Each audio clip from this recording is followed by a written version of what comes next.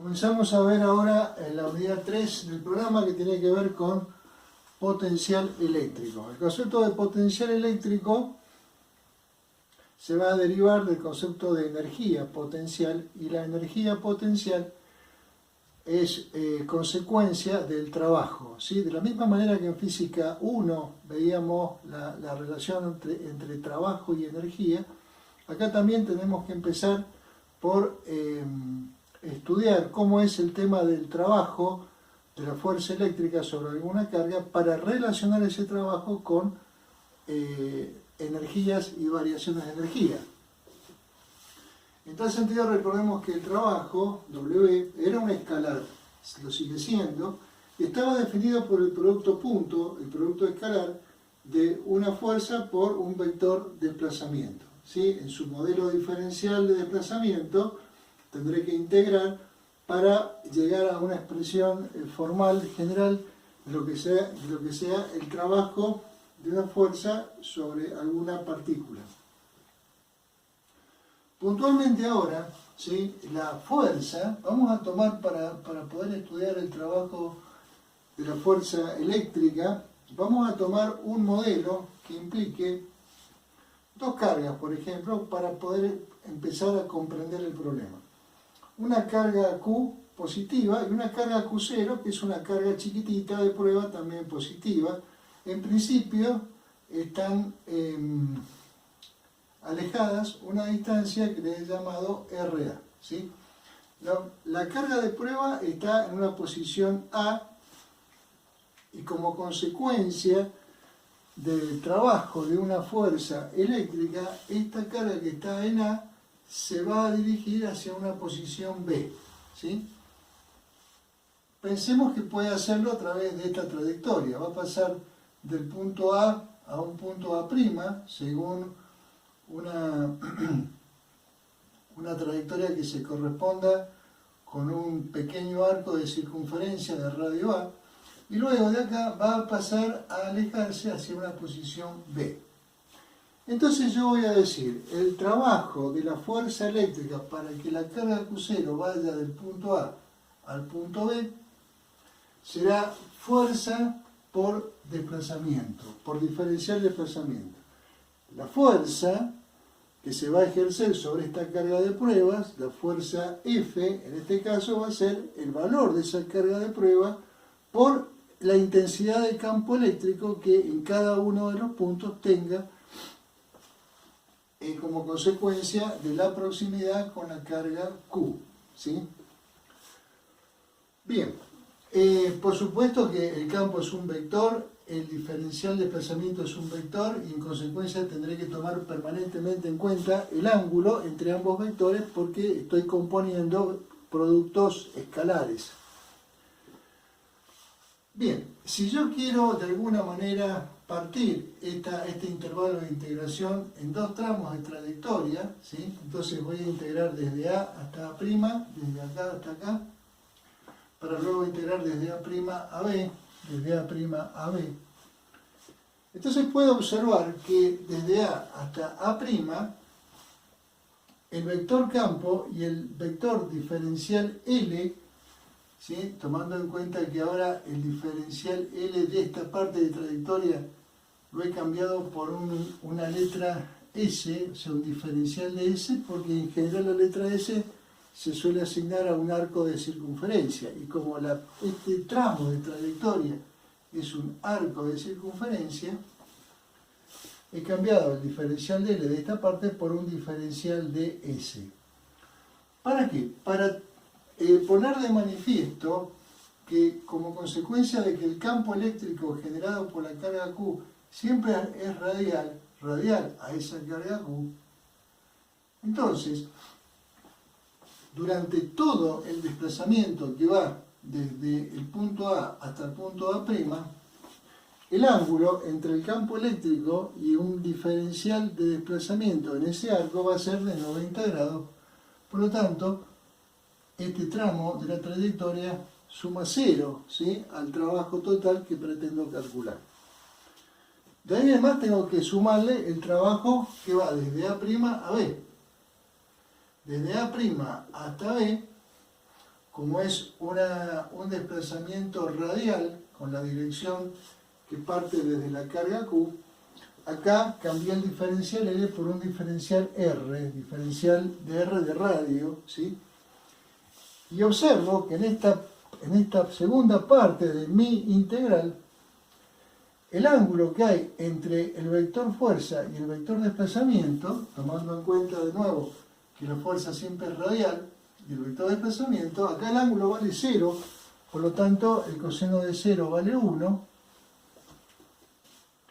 Entonces, en definitiva, el trabajo total de la fuerza eléctrica, del campo eléctrico que esta carga ejerce sobre esta, para que esta carga vaya del punto A al punto B, termina en una expresión que tiene que ver con esta segunda parte de mi integral, que es sacando Q0 como constante por fuera de la integral, el campo eléctrico que genera esta carga a lo largo de toda esta trayectoria va a ser K por Q sobre R cuadrado, ¿sí? El campo eléctrico que es radial y responde a esta carga, de nuevo, es K por el valor de Q sobre la distancia al cuadrado. Este es el campo que está previsto para ser reemplazado en esa expresión. El diferencial es diferencial de R y la variable que yo tengo obviamente es las sucesivas distancias que yo puedo ir tomando.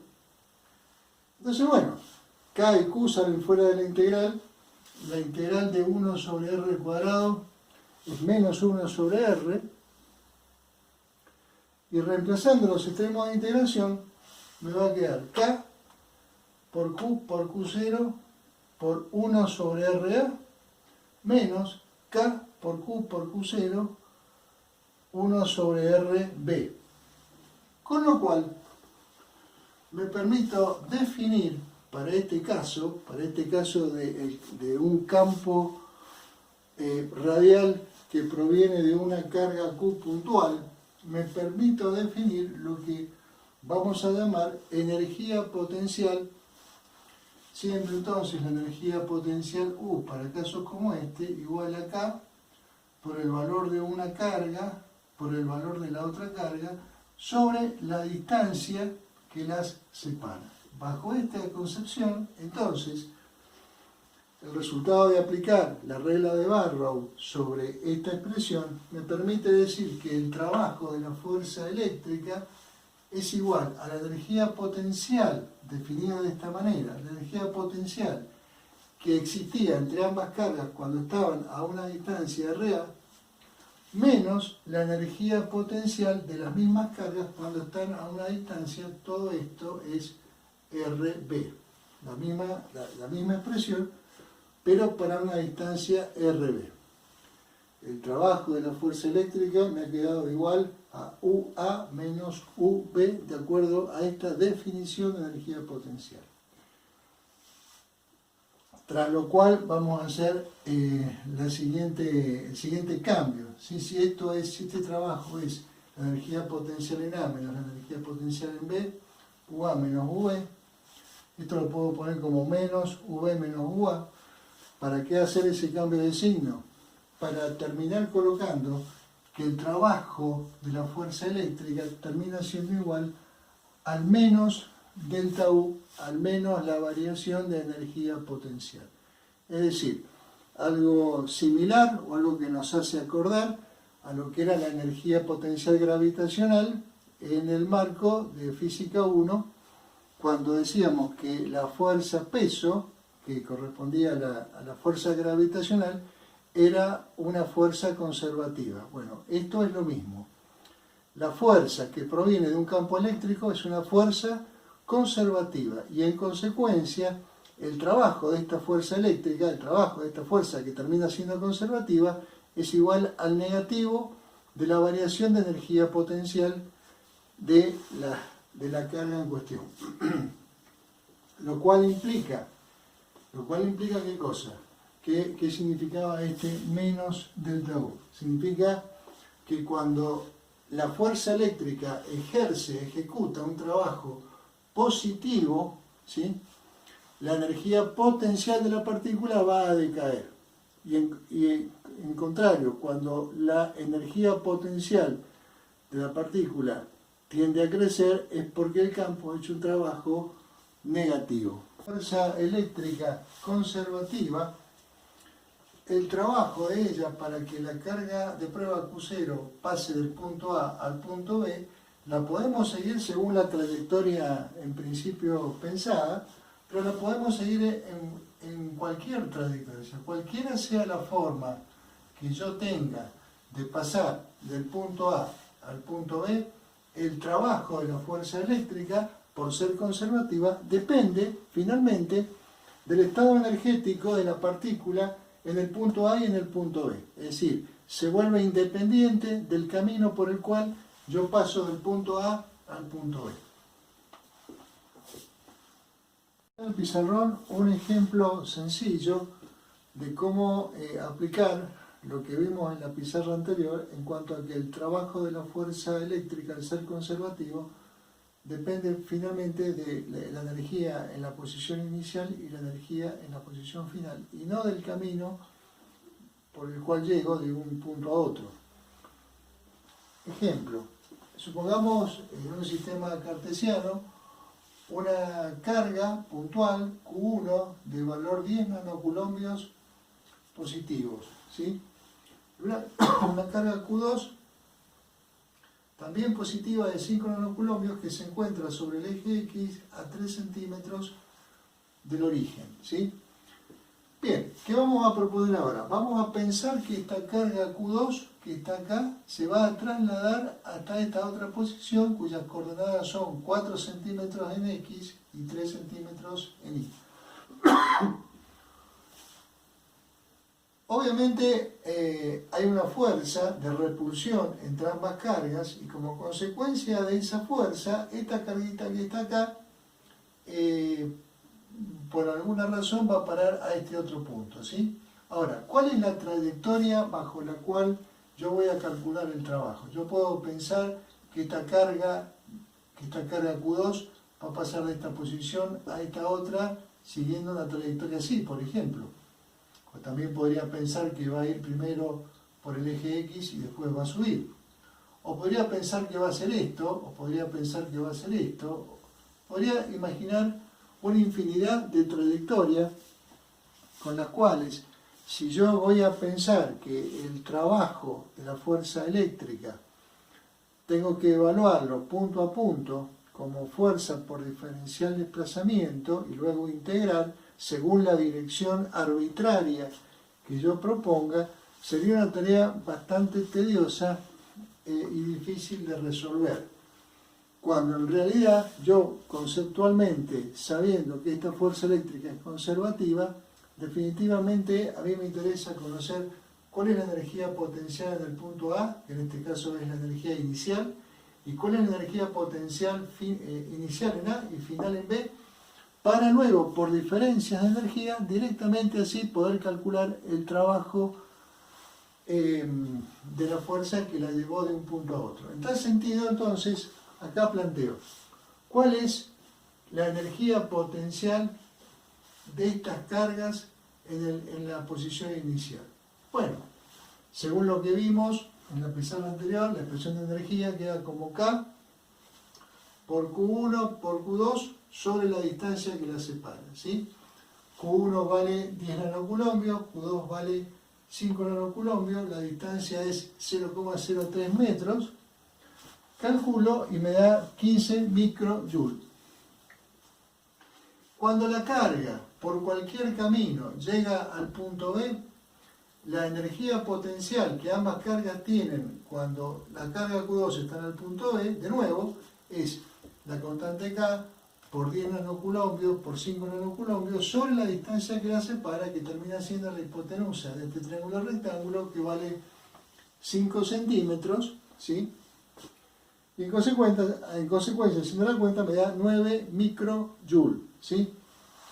¿Cuánto vale entonces el trabajo de la fuerza eléctrica para que esta carga pase del punto A al punto B? Vale menos la variación de energía potencial. Vale menos la diferencia entre UV y UA. La diferencia entre estas dos me da menos 6 microcoulombios. ¿Sí? Ese es el delta U. Por lo tanto, el trabajo, menos por menos más, el trabajo de la fuerza eléctrica me queda positivo.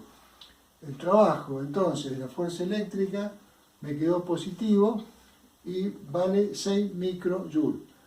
Y en consecuencia, la carga Q2 ha tenido una disminución de su energía potencial en el mismo valor, 6 microjoule, pero negativos. Tenemos otro ejemplo muy parecido, ¿sí? el mismo diagrama, el mismo punto inicial A y el mismo punto final B. Solamente que ahora la carga Q2, que recién era de 5 nanocoulombios positivos, ahora pasó a ser de 5 nanocoulombios negativos. ¿En qué cambia todo esto? Bien, bueno, acá es importante recordar lo siguiente. Cuando nosotros veíamos la ley de Coulomb en la unidad 1, la expresión de la ley de Coulomb en el cual la magnitud del vector fuerza era dado por K por Q1 por Q2 sobre R al cuadrado, nosotros decíamos, bueno, Q1 y Q2, ¿qué signo tienen? Las dos positivas, las dos negativas, una positiva y otra negativa.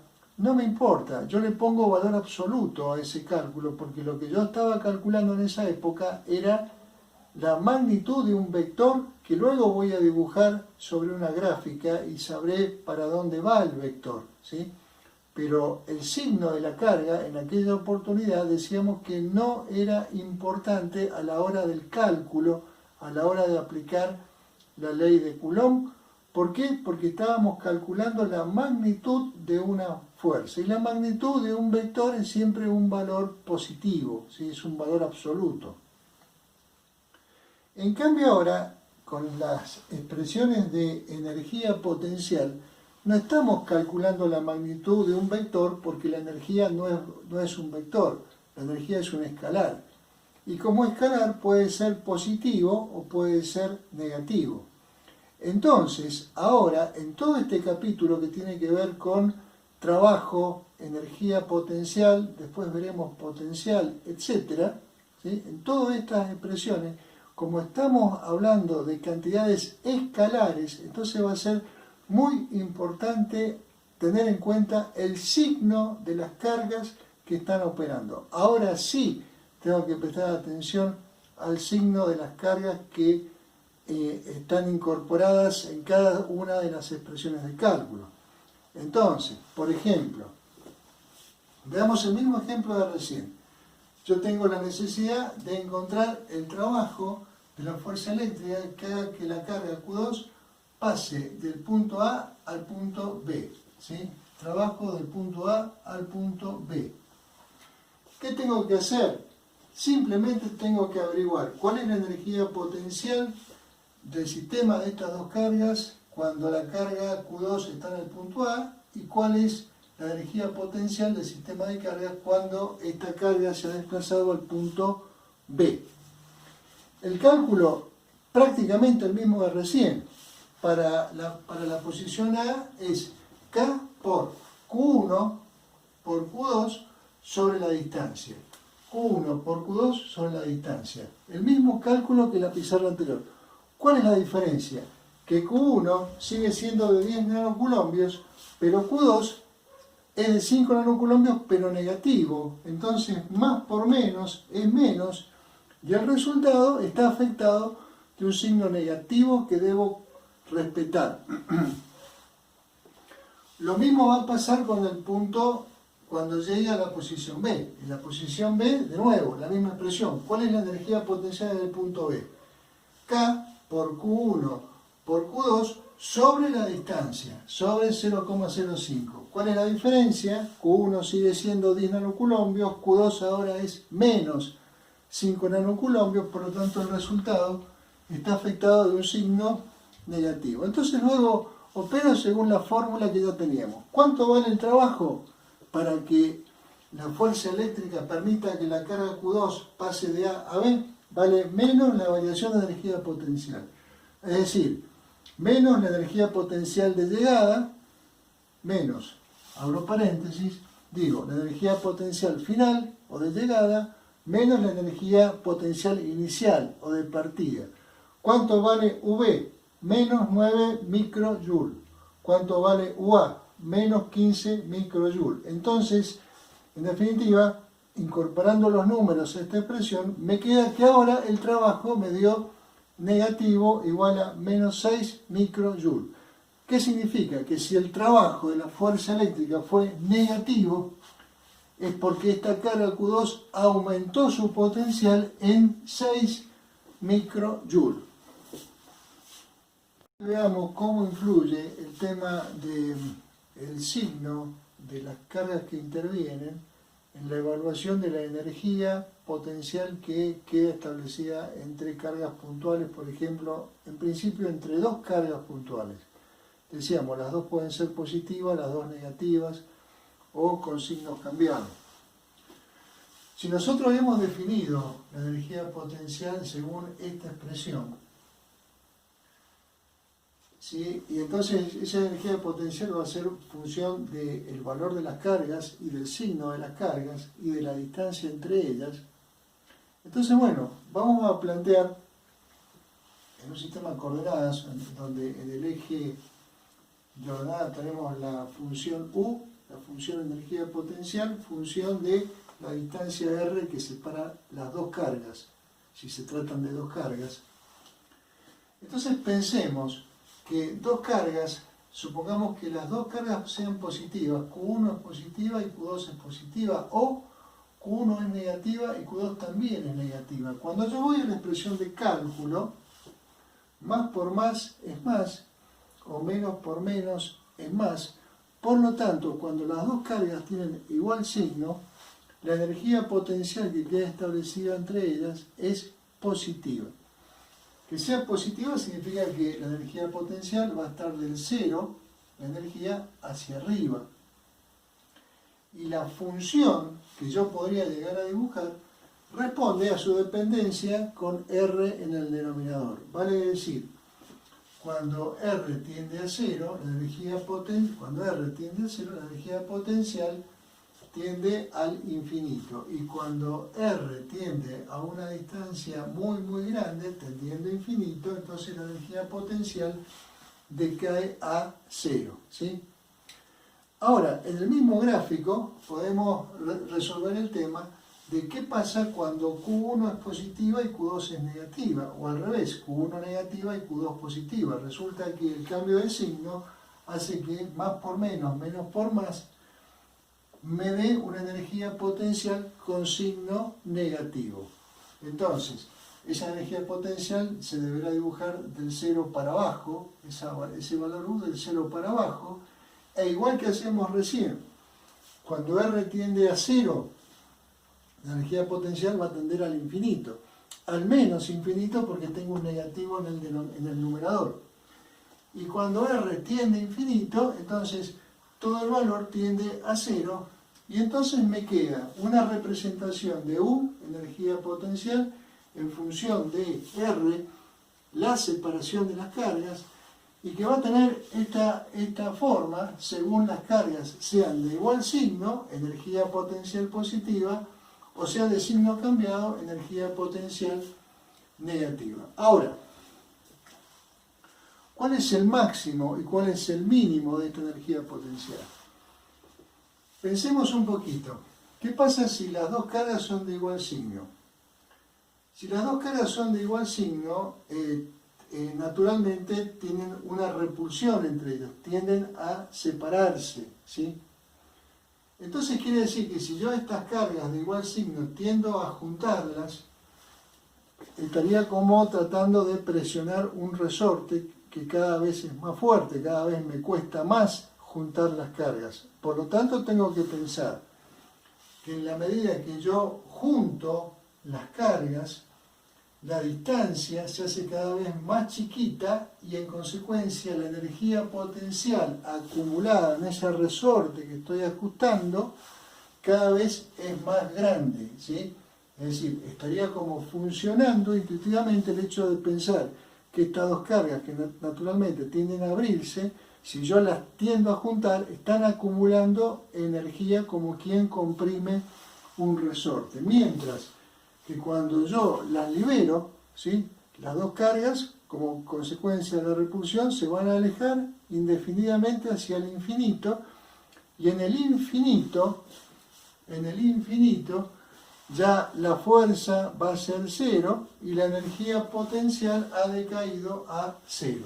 Quiere decir entonces que cuando las dos cargas tienen igual signo, ambas positivas o ambas negativas, la energía potencial máxima está en el infinito, la energía potencial mínima está en 0R, ¿sí? Ahora, distinto es el caso de cuando Q1 y Q2 tienen signo cambiado. Cuando Q1 y Q2 tienen signo cambiado, vemos que la energía potencial es negativa. Entonces, de nuevo, ¿cuál es el máximo valor de energía potencial y cuál es el mínimo valor de energía potencial en este otro caso? Bueno, acá cambia la cosa. ¿Por qué? Porque al ser las cargas de signo contrario, naturalmente tienden a juntarse, ¿sí? Entonces, si yo quiero acumular energía potencial en ellas, tengo que empezar a separarlas, estirarlas como quien estira un elástico, ¿sí?, al revés de lo que pasaba recién. Entonces, cuando yo tomo dos cargas de distintos signos que tienden ellas naturalmente a pegarse, yo agarro y las empiezo a separar, las empiezo a estirar como si fuera un elástico, la máxima energía potencial que yo logro de ese elástico es cuando yo lo estiro hacia el infinito. Cuando yo ese elástico lo estiro hacia el infinito, la energía potencial es máxima. ¿Cuánto vale cuando R tiende a infinito? Cero. Matemáticamente vale cero.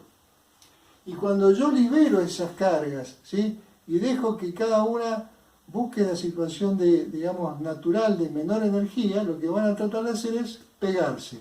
Cuando las cargas se juntan, la distancia vale cero y la energía potencial tiende al menos infinito. Entonces, en este caso, cuando las cargas son de distinto signo, la menor energía potencial es menos infinito y la mayor energía potencial que puedo llegar a obtener es cero para cuando la distancia tiende a infinito. Vale decir, este análisis de abajo sería exactamente como opuesto al diagrama de arriba para cuando las cargas tienen igual signo. Bien, acá al lado tenemos otro tema importante que suele aparecer en los problemas. Y bueno, asociado con todo esto, tiene que ver con el cálculo de la energía potencial que tiene una carga, pero ya no como consecuencia de otra carga, sino como consecuencia de un sistema de cargas que está ahí en su entorno. ¿Sí? Supongamos que yo tengo una carga Q1, Q2, Q3 y Q4, y a mí me interesa saber, según esa posición que tengo en el gráfico, cuál es la energía potencial que tiene la carga Q4, que la he dibujado en rojo para distinguirla, ¿sí? ¿Cuánto vale? ¿Qué signo tienen cada una de estas cargas? Bueno, el problema me lo dirá. Pero acá hay que aplicar el principio de superposición de la energía que cada una de las cargas le aporta a la carga Q4. Supongamos que sea la carga Q4 la carga de mi interés. El problema me pide energía en la carga Q4. Entonces, bueno, ¿qué tengo que hacer? Sumar los aportes de energía que cada una de las cargas del sistema está ejerciendo sobre Q4. Entonces, la energía total sobre Q4 es la energía que aporta Q1. ¿Cuánto es la energía que aporta Q1? Y K por Q1 por Q4 sobre R1. Q2. K por Q2 por Q4 sobre R2. K por Q3 por Q4 sobre R3. Está mal acá. Con lo cual, finalmente yo podría sacar factor común K y Q4 y armar este corchete y ahorrar un poco de números. Pero interesante es recordar acá de nuevo, cada una de estas cargas tiene su signo y en consecuencia cada uno de estos términos, de esta sumatoria, podrá tener signo positivo o signo negativo, ¿sí? Es decir, es una suma algebraica y en definitiva puede ocurrir que la suma de estas energías potenciales, por ejemplo, me pueda llegar a dar 0 porque tengo algunas positivas y otras negativas y la suma algebraica termina dándome 0, ¿sí? Es decir, vuelvo a insistir en el hecho de que cuando yo coloco las cargas acá, todo esto es una suma, pero cada uno de esos términos será positivo o negativo,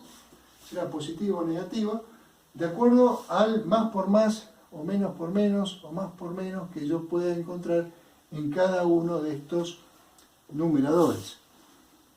Nos pueden preguntar, hablando de energía potencial de estas cargas puntuales, la energía potencial no de una carga particular como consecuencia de otra carga o de un conjunto de cargas que tiene en su alrededor, como vimos en la pizarra anterior, sino ahora la energía potencial del sistema de cargas en su conjunto. Energía potencial del sistema de cargas.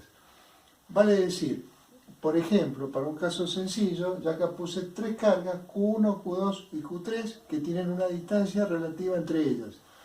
¿Cuál es la energía del conjunto de estas 3 cargas? ¿Qué significa? ¿Cuántos joules fueron necesarios para, imaginariamente, poder traer esas cargas desde el infinito, donde la energía potencial vale 0, según veíamos acá, la energía potencial vale 0, cuando las cargas están en el infinito? Y ya que estamos, ese 0 es una energía mínima para cuando las cargas son de igual signo, y es una energía máxima cuando las cargas son de signo contrario. Pero en definitiva, si yo tengo en principio, en un estado inicial, las cargas infinitamente alejadas, la energía potencial del sistema va a valer 0 porque cada una de las energías que yo pueda evaluar será 0 como consecuencia de una distancia infinita. Entonces, si yo agarro esas cargas Q1, Q2 y Q3 que están en el infinito y las traigo al pizarrón y las dejo en esta posición separadas una distancia R12, R13 y R23, ¿cuál es la energía que se puso en juego para traer esas cargas y acomodarlas de esa manera? Bueno, la vamos a hablar de esta manera, es decir, de a pares. La energía entre Q1 y Q2 es K por Q1 Q2 sobre la distancia R12 que la separa, más K por Q1 Q3 sobre la distancia que la separa, más K por Q2 Q3 sobre la distancia que la separa. En definitiva, esa energía potencial del sistema de cargas para que quede en ese lugar termina siendo una sumatoria de la K, que podría salir como factor común, de Q sub I por Q sub J sobre una RIJ, ¿sí? Para cualquier sistema de cargas que uno pueda llegar a pensar.